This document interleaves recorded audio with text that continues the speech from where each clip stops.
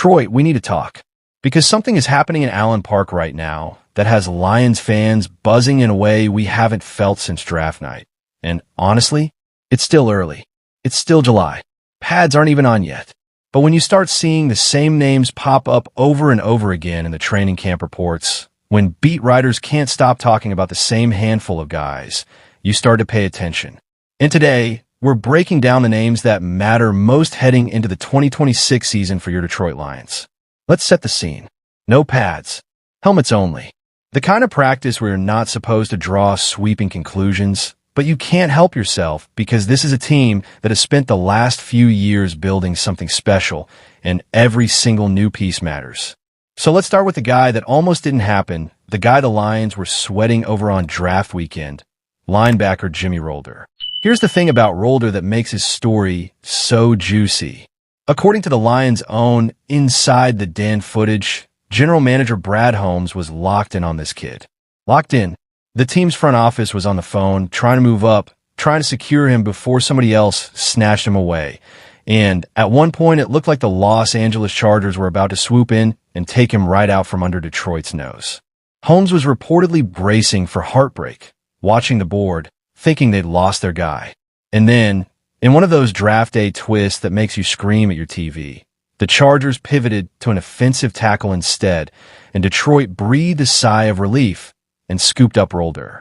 That's the kind of draft day drama that gets buried once the season starts, but it tells you everything about how much this front office wanted this particular linebacker.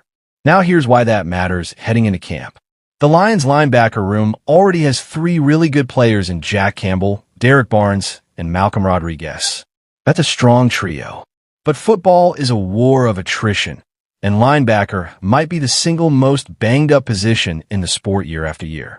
Injuries happen. Depth gets tested. And if Jahmyr Rolder can be the guy who steps in and doesn't create a drop-off when one Detroit starters goes down, that's massive. It's not flashy. It's not a highlight reel. But it's the kind of depth that saves seasons. Now let's move to the story that might be the most fascinating transformation happening in Allen Park, because Jackson Meeks is no longer a wide receiver. He is officially, for real, a tight end. And if you've been sleeping on this story, wake up, because the Lions coaching staff has been building toward this for almost a full year. Here's how it happened. Meeks came into the league as an undrafted free agent wide receiver out of Syracuse last season. Midway through the year, the staff started quietly cross-training him at tight end, giving him reps as a move tight end, essentially a big slot receiver who could also line up in line. Over the offseason, he added serious weight, working with his family, getting into creatine and lifting, all in an effort to hold up physically at his new position. And when training camp opened this week, there was no more ambiguity. He is listed as a tight end on the official roster. Dan Campbell has a specific vision for this kid, and Meeks himself has talked about how the coaching staff is giving him every opportunity to make this roster in this new role. He even comes from football bloodlines, with an uncle who played in the league himself, so the trench mentality isn't foreign to him. Why should Lions fans care? Because behind superstar Sam Laporta and steady veteran Brock Wright, Detroit has been searching for that extra dimension at tight end. Somebody dynamic, somebody defenses can't simply plan for. If Meeks can pull this transformation off, Detroit suddenly has multiple big, athletic bodies who can create matchup nightmares in two tight end sets, the exact kind of scheme new offensive coordinator Drew Petzing loves to run. Remember, Petzing's offense in Arizona turned Trey McBride into a record-breaking tight end weapon. If he's got two dynamic tight ends to deploy in Detroit, watch out. All right, let's talk about the guy who might be the biggest wild card on this entire roster, running back Sione Vaki. Lions fans remember exactly what it took to get this guy. Detroit moved up. They traded picks to go get him. And when the pick came in, everybody had the same reaction. Wait, he's a running back. Fans were half expecting a safety given how much draft capital Detroit spent.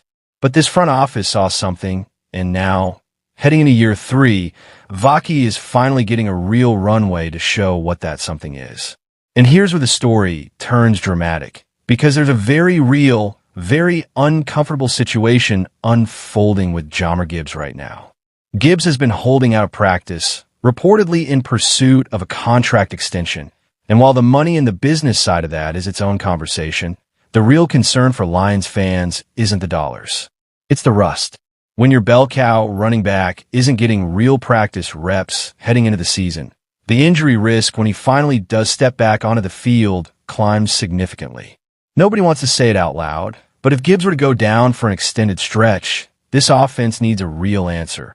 And that answer might just be Sione Vaki. We've seen flashes from him before. We know the traits are there. This would be the moment that finally proves whether that draft day trade-up was genius or just an interesting swing. Now let's slide over to the defensive side of the ball because two names keep showing up together in every single training camp report out of Allen Park, and that's Alim McNeill and Tyleik Williams. If you've been worried about how this defense is going to find its identity after a rough stretch last season, these two might be your answer. Think about the last 2 seasons in Detroit. The defense wasn't great overall, but it did 2 things well. It stopped the run, and it created turnovers. Last year, that formula broke.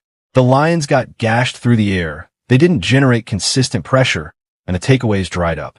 No sacks, no turnovers, no impact plays, and in this league, that's a recipe for frustration. So the pressure is on to figure out exactly what this defense wants to be under new coordinator Kelvin Shepard.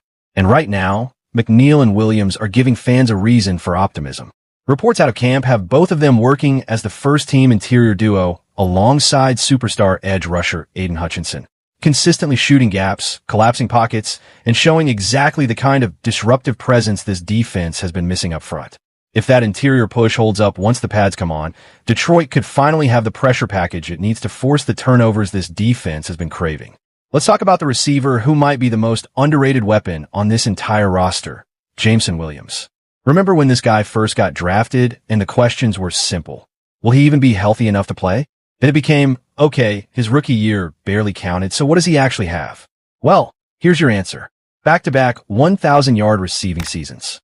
In an offense that already features Jahmyr Gibbs, Amon-Ra St. Brown, and Sam Laporta, that is an absolutely absurd level of production to be putting up as a complementary piece. Williams has become a complete receiver, making plays at every level of the field, and Jared Goff's trust in him has visibly grown. Reports out of camp already have him torching defensive backs on deep shots. And if this early buzz is any indication, year 3 could be the year Jameson Williams stops being a name people debate and starts being a name people simply respect. And finally, let's close with the story that should have opened this entire video, because it's arguably the single most important storyline of the entire training camp. Rookie right tackle Blake Miller has locked up the starting job. That alone is a big deal for an offensive line that has gone through real transition this offseason with Pini Sewell sliding over to left tackle. But here's the moment that tells you everything about where Miller's game currently sits. In an early one-on-one rep with no pads, all-pro edge rusher Aiden Hutchinson lined up across from him, took one hard step upfield, sold an inside move, and left the rookie leaning the wrong direction, grasping at air. That's the welcome to the NFL moment every young offensive lineman has to survive. And to his credit, by every account out of camp, that was the exception, not the rule. For the most part, Miller has looked composed, physical, and ready. He is the guy. This is his job now. And how he handles matchups like that one against Hutchinson over the next month will tell us a lot about how steady this offensive line is going to be in September. So there you have it, Lions fans. 5 storylines, 5 names to watch as training camp rolls on. From a linebacker Detroit fought to keep, to a converted tight end reinventing his career, to a running back who might get thrust into a starring role, to 2 defensive tackles who could unlock this defense's identity, to a receiver quietly putting together a Hall of Fame caliber trajectory, to a rookie tackle already holding his own against one of the best pass rushers in football. This is a team building something piece by piece right in front of our eyes. Now I want to hear from you. Out of everybody we just talked about, who are you most excited to watch this camp? Drop in the comments below. I read every single one of them. And if you're new here, welcome to Detroit Scope, your home for everything Lions. We're chasing our very first 1,000 subscribers, and every single one of you hitting that subscribe button gets us one step closer. So if you enjoyed this breakdown, do us a favor and subscribe right now. Hit that like button, leave a comment, and I'll see you in the next one. Go Lions!